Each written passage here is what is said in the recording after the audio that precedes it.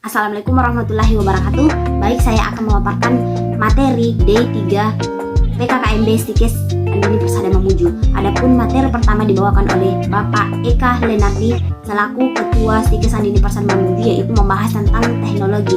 Nah, di materi beliau membahas tentang bagaimana sikap kita atau bagaimana cara kita untuk bisa bersaing di era globalisasi yang mendunia ini, karena kemajuan teknologi semakin pesat dan itu bisa jadi 1-5 tahun ke depan kita sebagai manusia akan tergantikan oleh mesin gitu ya.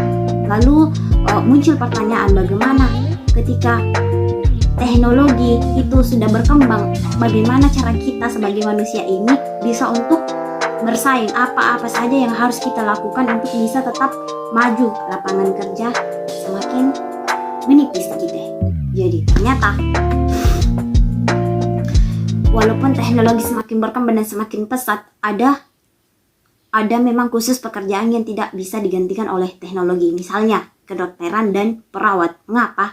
Itu adalah pekerjaan yang tidak mudah digantikan oleh teknologi. Mengapa? Karena itu berhubungan dengan manusiawi. Dia membutuhkan sentuhan manusia. Jadi walaupun sistem ini sehebat apapun, belum ada yang bisa mengalahkan itu. Belum ada yang bisa menyaingi dokter dan perawat, karena walaupun dia sudah canggih banget seperti itu, tapi kita alat itu betul-betul membutuhkan pengawasan manusia.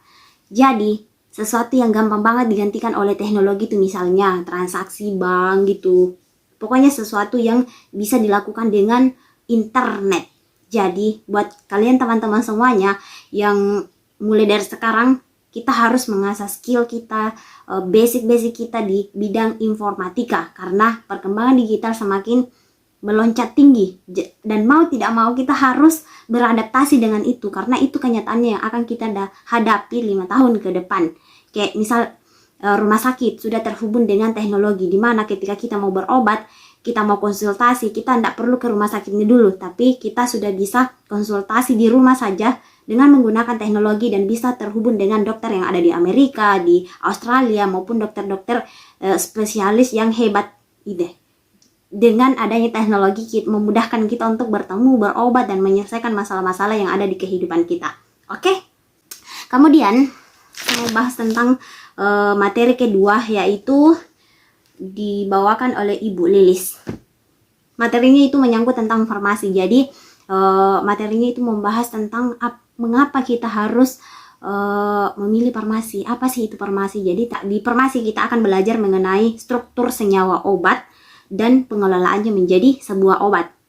Kemudian farmasi itu mengobati, mencegah, dan mengelokkan. Mengapa mengelokkan? Karena farmasi, berbicara tentang farmasi itu bukan tentang obat-obatan saja, tetapi shampoo, sabun, itu semua dari kefarmasian. Oke teman-teman, jadi kalau belajar di farmasi itu kita akan satu semester ada 9 matkul dan 21 SKS. Jadi untuk anak-anak farmasi itu tugasnya banyak, kita harus siap untuk itu.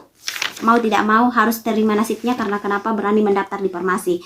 Yang kedua adalah karakter mahasiswa untuk mendaftar farmasi. Jadi karakter yang harus dimiliki oleh anak farmasi yang pertama itu harus teliti. Kita harus menjadi orang yang teliti. Pokoknya titik koma harus teliti. Yang kedua adalah tekun. Karena mengapa kita harus tekun? Karena banyak sekali tugas-tugas gitu ya. Kita datang pulang bawa oleh-oleh.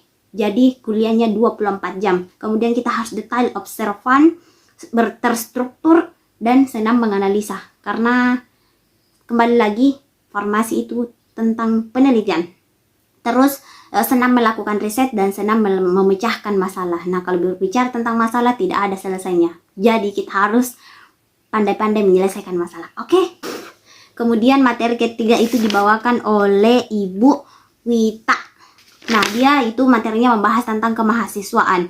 Jadi himpunan-himpunan mahasiswa, jadi organisasi yang ada di kampus itu seperti apa. Ternyata kalau di kampus itu yang paling tinggi itu tingkatnya adalah BEM. BEM itu adalah Badan Eksekutif Mahasiswa. Jadi bawahnya itu ada HMP, UKM, dan PIKM. HMP adalah Himpunan Mahasiswa, UKM adalah Unit Kegiatan Mahasiswa, PIK adalah Pusat Informasi Konseling Mahasiswa. Kode etik mahasiswa